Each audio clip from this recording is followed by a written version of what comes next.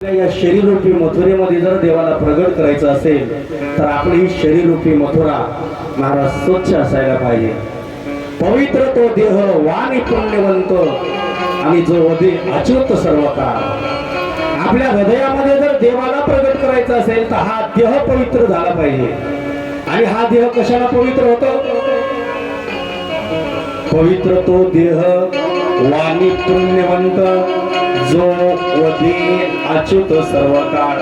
सर्व काळ जो अच्युत वदे तो देह पवित्र आणि ती वाणी पुण्यवान. त्याचा अन्वय आहे बाबा. तुकाराम महाराजांनी सांगितलं अच्युत म्हणजे सर्व काळ जो वदे, रात्रंदिवस ज्याचं ज्या अच्युत भगवंताचं नाव आहे आणि त्या भगवंताचं रात्रंदिवस जो स्मरण करतो तो देह पवित्र आणि ती वाणी पुण्यवान आहे. आणि एकदा का देह पवित्र झाला, वाणी पुण्यवंत जर झाली, मग त्याच्या जिभेवर येऊन महाराज सरस्वती वास करते. सरस्वती मैया त्याच्या जिभेवर येऊन वास करते आणि मग वेद वेदांताचं ज्ञान त्याच्या जिभेवर येऊन नृत्य करायला लागते. गुरुवर्य वैकुंठवासी वक्ते बाबा आबा आम्हाला सांगायचे, रात्रीचे आबा आबा महाराज म्हणत ना, तर ते हरिभक्त पारायण वैकुंठवासी वक्ते बाबा होते. ते सांगायचे ज्याचा देह पवित्र झाला आणि वाणी पुण्यवान झालेली आहे तर वेद वेदांताचं नव्हे तर गीतेचं ज्ञान सुद्धा येऊन त्या संस्कृतल्या श्लोकाला पण असं वाटतंय की मी त्या महात्म्याच्या वाणीवर जिभेवर जावं आणि माझं सारखं करून घ्यावं. आणि त्यांची लाईन लागते महाराज. जसे गीतेचे श्लोक आहेत ना, त्यांची लाईन लागते की त्याला वाटते ज्यावेळेस भगवान संत सम्राट ज्ञानोपाराय नेवाशाला गीता सांगत होते, गीतेचा अर्थ मराठीमध्ये सांगत होते, ज्ञानेश्वरी लिहित होते ना, त्यावेळेस गीतेचा अर्थ करत असताना गीतेचा एक एक श्लोक मागचा श्लोक पुढच्या श्लोकाला ढकलत होता. कारण प्रत्येक श्लोकाला असं वाटत होतं कधीतरी याला लोटावून मी त्या महात्म्याच्या वाणीत जाऊन बसावं. असं समजणार नाही तुम्हाला. जसं की भंडारा आहे आणि भूक लागली आणि लाईन लागलेली आहे. आता लाईन लागली, बारी लागलेली आहे आणि मग भूकची वेळ झालेली आहे आणि मग महाराज मागचा पुढच्याला ढकलत असतो. पुढचा म्हणत असतो अरे ढकलू नका ढकलू नका. मागचा म्हणते ढकलत नाही, आपोआपच ढकलल्या जातात ना. तसं माऊली महावैष्णव गीतेचा अर्थ करत होते त्यावेळेस गीतेमधला एक एक श्लोक आपोआप पाठीमागचा श्लोक पुढच्या श्लोकांना ढकलत होता. याचा अर्थ असा आहे ज्याचा देह पवित्र झाला, वाणी पुण्यवान झालेली आहे आणि महाराज वेद वेदांताचं ज्ञान त्याच्या जिभेवर येऊन नृत्य करायला लागते. कारण भगवंताचा वास त्याच्या हृदयामध्ये नित्य असतो. तेव्हा आपल्याला जर देवाला आपल्या हृदयामध्ये प्रगट करायचं असेल, आता ही शरीररूपी मथुरा आहे, हे शरीर आहे ना, हीच आपली मथुरा, तिकडे तिकडेच राहू द्या. आता या मथुरेमध्ये देवाचं प्रागट्य झालं पाहिजे. काल देव प्रगट झाले, मथुरेमध्ये प्रगट झाले, पण टिकले का? टिकले नाही महाराज, गोकुळामध्ये गेले का? याचं कारण आहे, कारण त्या मथुरेमध्ये अहंकार रूपी कंस वास्तव्याला. त्या मथुरेमध्ये वासना रूपी पुतना वास्तव्याला आहे, काम रूपी बकासूर आहे, लोभ रूपी अगासूर आहे, क्रोध रूपी तृणावत आहे, मत्स्य रूपी धेनुकासूर आहे. हे सगळे असुर मथुरेमध्ये असल्यामुळे भगवान त्या ठिकाणी प्रगट तर झाले पण टिकले नाही महाराज. ज्या ठिकाणी भक्ती आहे, ज्या ठिकाणी नंद बाबा आहे, ज्या ठिकाणी यशोदा आहे, त्या ठिकाणी भगवान परमात्मा जातात. मग या मथुरेमध्ये जर देवाला प्रगट करायचं असेल तर आपल्या आत असणारा अहंकारी रूपी जो कंस आहे पहिले त्याला मारलं पाहिजे. अहंकार हा सगळ्यात जास्त घातक आहे. कोणाला कशाचा तर कोणाला कशाचा, कोणाला धनाचा अहंकार, कोणाला रूपाचा अहंकार, कोणाला कशाचा अहंकार. पण महाराज म्हणले जोपर्यंत हा कंस तुमच्या हृदयामध्ये वास्तव्याला आहे तोपर्यंत भगवान मथुरेला प्रगट झाले पण टिकत नाही. आणि जिथं नंद बाबा आहे, यशोदा आहे, तिथे गेल्याशिवाय राहत नाही. आणि अहंकार नाही असा एकही माणूस नाही, लक्षात घ्या. अहंकार नाही असं एकही नाही. काही माणसं अशी जमिनीला चालतच नाहीत महाराज, काही माणसं आकाशालाच चालतात.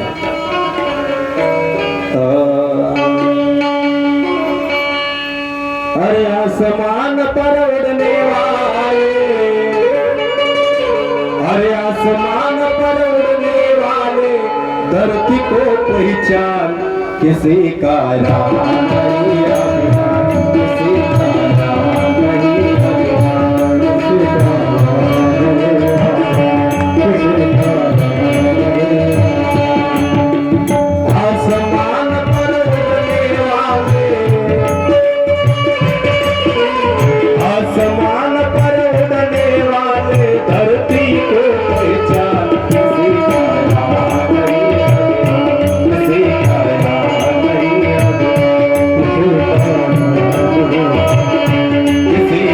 नाम नहीं अभिमान, किसी का नाम नहीं अभिमान. रावणासारखे झाले, अहंकार राहिला नाही.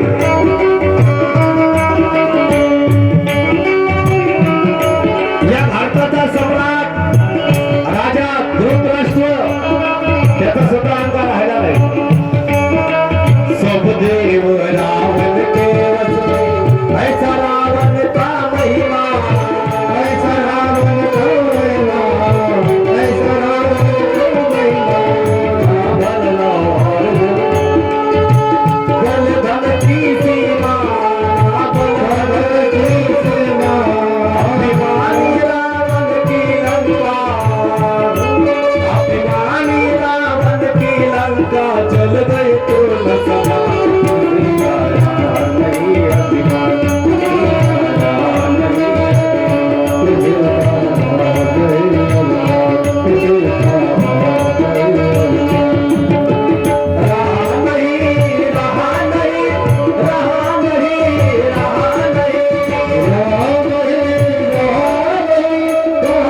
रहा नहीं, आसमान पर उड़ने वाले, आसमान पर उड़ने वाले, धरती को पहचान किसी का नाम, किसी का नाम नहीं अभिमान, किसी का नाम नहीं अभिमान, किसी का नाम नहीं अभिमान, किसी का नाम नहीं अभिमान. आसमान पर उड़ने वाले, धरती को पहचान किसी का रहा नहीं अभिमान. आता काय आपल्याकडे महाराज रावणाच्या हिशोबात बोला. रावणाचा जर हिशोब केला, लंके माझी घरे किती ते ऐका, सांगत असे संख्या जैसी तैसी. 20 लक्ष घरे पाषाणाची जेथे, 7 लक्ष तेथे विटाबंदीची.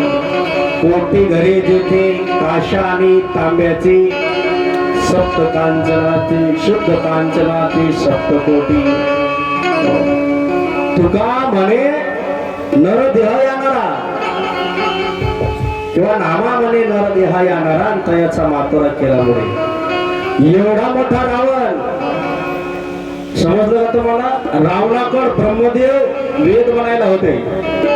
ब्रह्मदेव आपलं रावण ज्यावेळेस पूजा करत होता, त्यावेळेस ब्रह्मदेवाला म्हणावं, हरी ओम सहस्र श्रीराम दुर्गा सहस्राक्ष सहस्रपाद सभूमिको सर्वतस्त्वा अत्यतिष्ठदशांगुलम.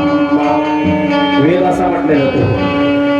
म्हणजे हे वेद मंत्र म्हणायला ब्रह्मदेव होता, झाडून करायला वायुदेव होता, सडा समर्जन करायला महाराज चंद्रदेव, इंद्रदेव, हे सगळे देव होते. आणि हे 9 ग्रह आहेत ना बाजूला, आपण 9 ग्रहाची स्थापना केली ना, हे 9 ग्रहाच्या 9 पायऱ्या होत्या आसनावर रावणाच्या. रावणाचं असं आसन होतं, आणि त्या 9 ग्रहांना उलट ठेवलं होतं, त्या पायऱ्यावर उलट ठेवलं होतं. त्याच्यातला एक ग्रह होता राहू. तो म्हणला फक्त मला सरळ करून पाहिजे, मला फक्त तोंड तुझ्याकडे करू दे, मग तुझी एवढी मोठी रावणाची लंका कशी जाळतो पाय. आणि एक दिवस तो सरळ झालाच. एवढा मोठा रावण आणि आता त्याच्या हिशोबात आपली संपत्ती किती आहे पहा. आपला असून असून काय असणार आहे सावकार मामा, 2-3 तसव्याचं घर, एक रिकामा प्लॉट, 2 हंडी बैल, एक मरकी म्हैस, एक रिकामा प्लॉट, त्याच्यात एक कोरडा बोर नाही का, 2 हंडी बैल आणि एखादं शहाणा असलं तर शेवढं एवढं पोरग, दुसरं काय असून असून काय असणार.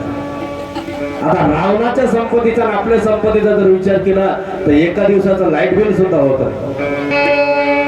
तरी सुद्धा माणसं म्हणतात मी काय समजतो, नको समज, कळल तुला कळल, येऊ दे पुन्हा कोरोनाची लाट, मग कळते नाही का. हा जो अहंकार आहे ना, सगळ्या दुःखाला कारण हा अहंकार आहे. आणि हा अहंकार म्हणजेच या शरीररूपी मथुरेतला कंस आहे. जोपर्यंत या शरीररूपी मथुरेतला कंस तुम्ही मारणार नाही तोपर्यंत आनंदाची प्राप्ती नाही. आनंद म्हणजेच कृष्ण आहे, आनंद म्हणजेच देव आहे. तोपर्यंत महाराज देवाची प्राप्ती नाही. या शरीररूपी मथुरामध्ये अनेक राक्षस वास्तव्याला आहे. लोभरूपी आगासूर आहे. लोभ सगळ्यात खतरनाक घात करणारा महाराज लोभ आहे. सगळं संपूर्ण मथाऱ्याचं आयुष्यही संपत आलं, असे हात हालायला लागले. रस्त्यात जर चाललं ना, सुतळीचा नाडा पडला तर ते उतरू लागलं एक मथार. मी पाहिलं, त्यामुळे आबा आता याचं काय करता, येईल गोठ्यात बांधायला पोरायला काही, तो मड बांधायला काम येईल. आता 90 वर्षाचा झाला, तुला सुतळीच्या नाड्याचा मोह सुटेल तर घरदारांचा परपंच केव्हा सुटाल. हा राक्षस आपल्या शरीररूपी मथुरेमध्ये आहे, त्याला लोभ म्हटलेला आहे. आम्ही कितीही सांगा, लोक जशाला तसे कबूल झाले. गोपाल कृष्ण. मग जोपर्यंत हे या शरीररूपी मथुरेमध्ये आसुर आहेत, भगवान तिथे प्रगट होतात, काही अडचण नाही. आता 7 दिवसाचं वातावरण तयार झालं, तुमच्या हृदयामध्ये देव प्रगट झालेला आहे. प्रत्येकाच्या हृदयामध्ये माझा परमात्मा भक्ती सह प्रगट झालेला आहे. म्हणून येऊन बसलात तुम्ही. तुमच्याकडे काय वेळ आहे का, तुम्ही काही रिकामे थोडे आहे महाराजाच्या समोर बसायचं. आता सध्याचं जे ऑनलाईन जग आहे याच्यामध्ये सगळं काही भेटल, फक्त महाराज आमचा वेळ मागू नका. आमच्याकडे वेळ नाही, बाकी सर्व आमचं काय घ्यायचं तर घ्या, पण वेळ आमच्याकडे नाही. पण आता हे 7 दिवसाचं वातावरण तयार आहे. आता या शरीररूपी मथुरेमध्ये देव प्रगट झाले, पण टिकत नाही. जसा सप्ताह झाला की पुन्हा जशाला तसेच महाराज. का टिकत नाही याचं कारण आहे, कारण अहंकार रूपी कंस या शरीररूपी मथुरेमध्ये वास्तव्याला आहे. लोभरूपी आगासूर आहेत, क्रोधरूपी तृणावत आहेत, आणि म्हणून भगवान प्रगट होतात पण टिकत नाहीत. म्हणून गोकुळामध्ये गेलेले आहे. भगवान गोकुळाला का गेले, तिथं नंद बाबा आहेत, यशोदा मैयामध्ये भक्तीचं स्वरूप आहे. म्हणून भगवान परमात्मा गोकुळाला गेलेले आहे. आणि पुढे महाराज भगवान गोकुळाला गेले. काल जन्मोत्सव साजरा झाला, आपण तो पाहिला. गोपिका आल्या होत्या आणि सर्वच सर्व गोपिका म्हणतात, यशोदा किती छान आहे तुझा मुलगा, किती गोंडस आहे, किती सुंदर आहे. बाबा बाबा ते कुरळे केस नाही का, किती छान आहे. अशा त्या गोपिका म्हणत होत्या. तेव्हा यशोदा मैयानं विचार केला, नक्की याला आता दिष्ट झाल्याशिवाय राहत नाही. यशोदा मैयानं स्नान घातलं कन्हैयाला आणि कन्हैयाची दुष्ट झाली. दुष्ट लागते बरं का. कृष्ण जन्म झाल्या कृष्ण जन्म झाला का त्या दिवशी इतके आळस येते, जांभळा येतं सांगणाऱ्याला सुद्धा. अर्धा तास खूप त्रास होतो त्या बाबाचा जन्म झाल्याबरोबर. यशोदा मैया म्हणते, नक्की एखाद्या कोणाची तरी तुला दुष्ट झाली, कोणाची दुष्ट झाली तुला माझ्या पंढरी राया.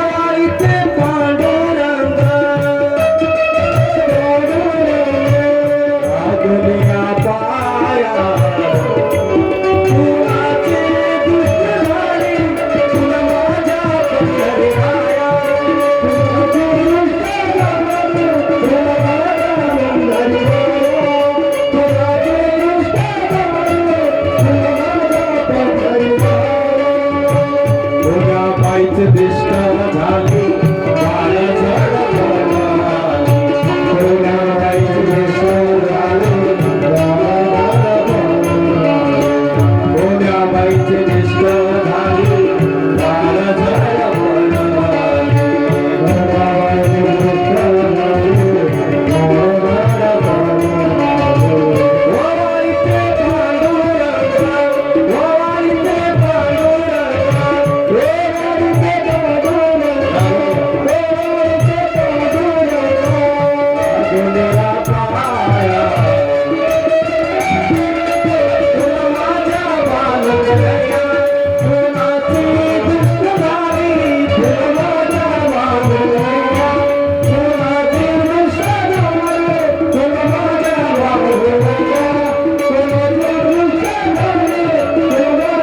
पांडुरंगा यशोदा मैयानं पाळण्यामध्ये गोष्ट काढून टाकलेला आहे आणि कन्हैयाला सकाळी सकाळी स्नान घालून झोपी घातलेलं आहे पाळण्यामध्ये. झालं असं इकडं ज्यावेळेस वसुदेव त्या मुलीला घेऊन आलेले होते, इकडे जे माया होते डोक्यावर घेऊन वसुदेव ज्यावेळेस मथुरेमध्ये आल्याच्या नंतर ती कार्टी रडायला लागली. कोण सुद्धा धावत पळत आला आणि म्हणला आठवा आला. शिपाई वगैरे सर्व कंसाला बातमी सांगतात. आता ती रडायला लागली तेवढ्यामध्ये कंस आला आणि आल्याच्या नंतर पाहतो तर मुलगी आहे. तो मला मुलगी का असेल पण आठवी आहे ना. दोन पाय धरले घरा फिरवले, तिसऱ्यांदा आदळला दगडावर, हातातली सटकली आणि आकाशात गेली. अरे ती बोलायला लागली, अरे कंसा मला काय मारतोस, माझ्याशी काय राजकारण करतोस बाई माणसाची, तुला मारणारा या ब्रजमंडळामध्ये जन्माला आहे, तुला मारणारा या ब्रजमंडळामध्ये जन्माला आलेला आहे. असं म्हटल्यावर कंस घाबरला. ब्रजमंडळामध्ये जन्माला आता काय करावं. एक असुर होता ज्याचं नाव होतं बकासूर. बकासूर बाजूला होता. तो म्हणला राजे काळजी करू नका. म्हणले का. त्याचं कारण आहे. म्हणले हिनं सांगितलं की ब्रजमंडळामध्ये तुमचा शत्रू जन्माला आला. झालेच किती दिवस, 5-6 दिवस झाले बी नसते. मग आपण काय करू, 6 महिन्यातले आतले जे सगळे डिपार्टमेंट आहे त्याला अशा नसा टोचू की कोणा जिवंत झालेलं पाहिजे.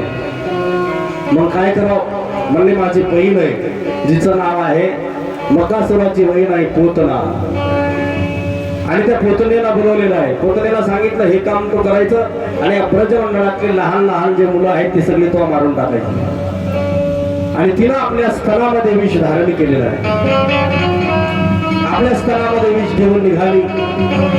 पण सुखदेवजी सांगतात राजन एवढा सुंदर तिने शृंगार केलेला आहे. अशी ती नटली की कोणाला वाटलं पाहिजे की मी राक्षसी नाहीच महाराज. एवढं सुंदर स्वरूप तिनं बनवलेलं आहे. असं वाटतं की बगीच्यामध्ये ज्यावेळेस ती गेली त्या बगीच्यामध्ये सर्व फुलं तिने आपल्या अंगावर धारण केली की काय इतका शृंगार त्या पुतळीनं केलेला होता. असं वाटतं जंगलामध्ये गेल्याच्या नंतर तिच्या अंगाचा सुगंध इतका सुंदर येत होता. असं वाटतं एखाद्या हरणाच्या नाभीतली कस्तुरीनं काढून घेतली आणि आपल्या अंगावर सुगंधाच्या रूपानं धारण केली का काय, असा तिच्या अंगाचा सुगंध येत होता. अशी नटलेली होती. असं वाटतं आमुषाची जी काळी रात्र आहे त्या काळ्या रात्रीची कालीमा हिनं वनात ओढून घेतली आणि आपल्या डोळ्यावर काजळाच्या रूपानं हिनं धारण केली का काय, अशी ती सुंदर नटलेली आहे. साडी तर हिनं अशी घातली असं वाटतं की दोन्ही ढगाच्या मध्ये चमकणारी जी वीज आहे भलातच ओढून घेतली आणि आपल्या अंगावर साडीच्या रूपानं धारण केली. असं वाटतं सकाळी सकाळी निघालेला जो सूर्य आहे त्या सूर्याची लालिमा पुतणीनं मला तोडून घेतली आणि आपल्या ओठावर लिपस्टिकच्या रूपानं धारण केली.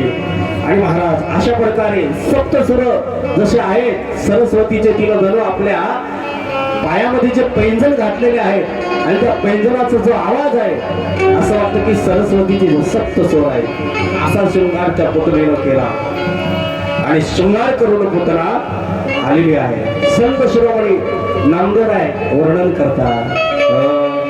कंस पाठवली मायावी पुतना, कंस पाठवली मायावी पुतना, दिवली असताना बाळे मारे दिन दुर्बळाची मारिता बालके. ब्रजमंडलात गेली आणि पहिले झोपडपट्टीवर गेली. दीन दुर्बळाची मारिता बालके. झोपडपट्टीवर गेली, लहान लहान मुलं खेळत होते, लगेच मांडीवर घेतले, स्तनाला लावले, 2 घोट पिले की मुलगा जाग्यावर गेला. दीन दुर्बळाची मारिता बालके, करिता ती सोके माया बात, करिता ती सोके माया बात, दीन दुर्बळाची मारिता बालके. असे लहान लहान मुलं मारत ती निघालेली आहे. आणि असा शृंगार करून आता हिनं टेस्ट घेतली आणि नामदेवराय म्हणतात कुठे गेली. नामा म्हणे आली नंदाची घरी, नामा म्हणे आली नंदाची घरी, स्वरूपी सुंदरी देवांगना, स्वरूपी सुंदरी देवांगना, दीन दुर्बळाची मारिता बालके, दीन दुर्बळाची मारिता बालके. नामदेवराय वर्णन करतात. नामा म्हणे आली नंदाची घरी आणि नंदाच्या अंगणामध्ये ती उतरली. सुखदेवजी सांगतात राजन, ती पुतना कशी दिसत होती असं वाटत आहे की स्वर्गातली एखादी अंगणा त्या ठिकाणी कृष्णाला भेटण्याकरता पाहण्याकरता आलेली आहे. कारण ब्रजमंडळातल्या अनेक स्त्रिया येत होत्या. कशा करता येत होत्या. अनेक स्त्रिया येत होत्या आणि यशोदा मैयाला घरोघरी बसणाऱ्या स्त्रिया येत होत्या. म्हणजे नंद राजाला मुलगा झालाय आणि वयाच्या 35-40 वर्षी मुलगा त्या ठिकाणी झालेला आहे.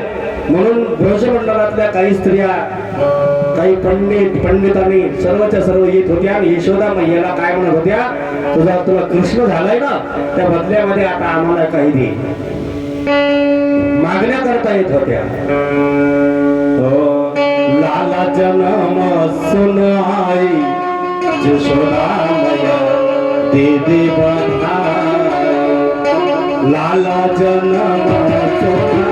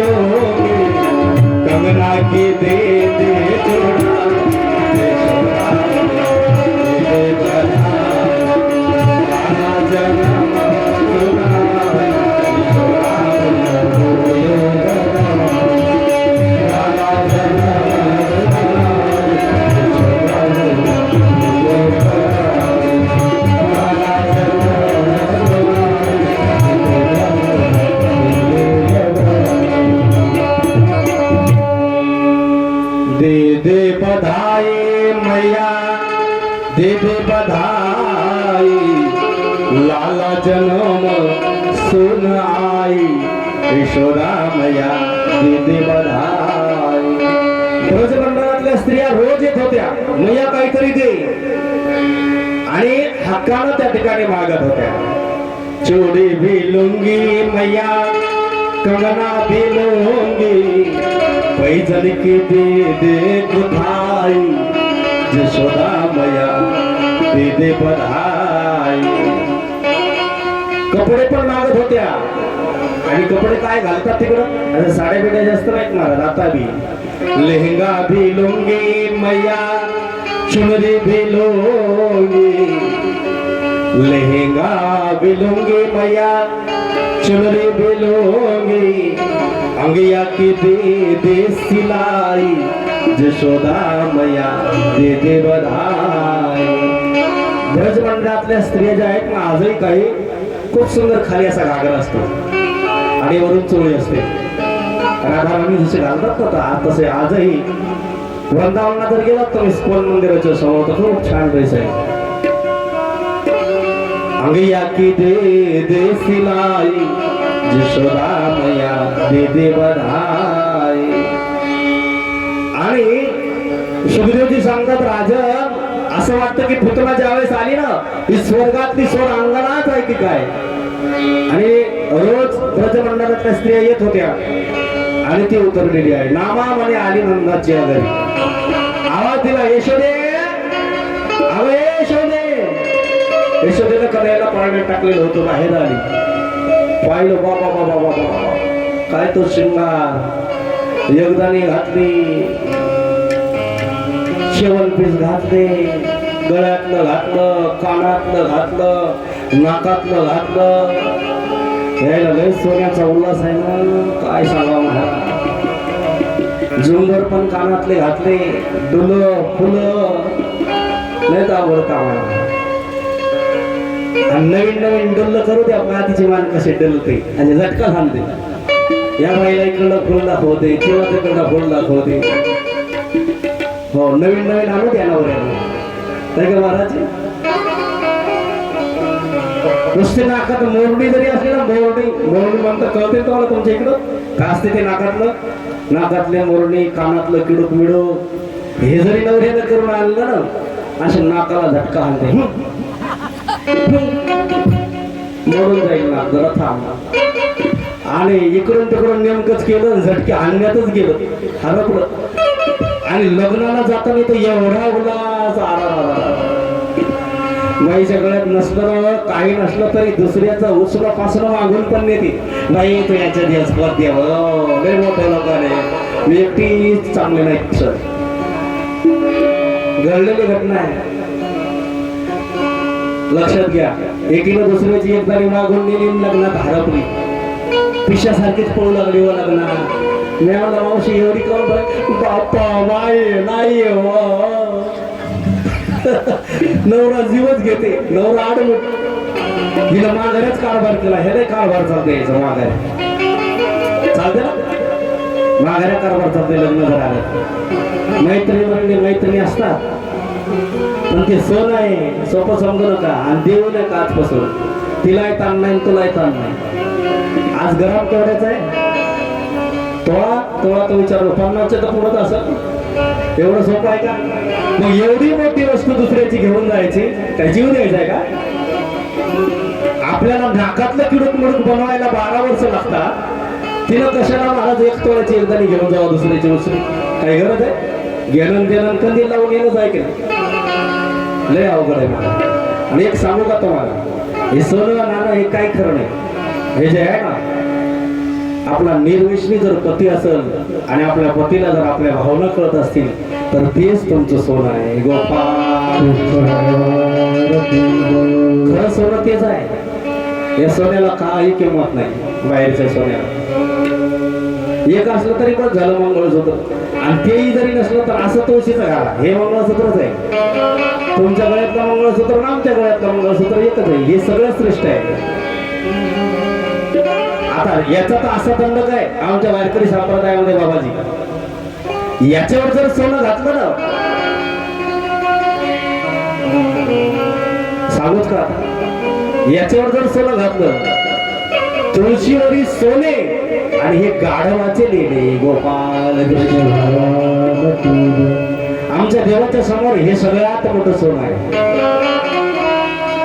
आणि याच्यावरून महिला मंडळाचं सोडून द्या, महिला मंडळांना घालावं लागते, मंगळसूत्र वगैरे घालावं लागते, पण एवढं मोठं सोनं सोडलं आणि याच्यावर महाराज ते ओम ते काय नोन बाय नोन तुमचं लय अंगठ्यात घरात ठेवा नाही, असं काही नाही, पण लयच दाखवायचे सवय. एखादी साधी घाला असेल पडली तरी टेन्शन नाही, हरवली राहिली तरी चाललं. तुळशीवरी सोने आणि गाढवाचे लेणे, म्हणून जो अस्सल वारकरी आहे त्याला तरी आपल्या तुळशीची बाळ ज्याच्या गळ्यात आहे त्याच्यावरून सोनं घालू नये. जाऊ दे, आता आपण असा विषय लावतो. गोपाल आता ती पोतना इतकी सुंदर सजलेली होती महाराज, असं वाटलं की स्वर्गातली सोड अंगणाच काय. शेवण पिसन त्या पितळ्यान काय नोन बाई नोन डोरलन नाकात नथन कानातले किडूक मिळत, आणि म्हाताऱ्या मायाला सांगतो लय तुमच्या कानात बाळ्या ठेवू नका हो चष्मेवाले हो, हो कारण काळ बदलला, लय कानात ठेवायचा तुमच्या कानच कापून येईल कोणी रात्रच्या.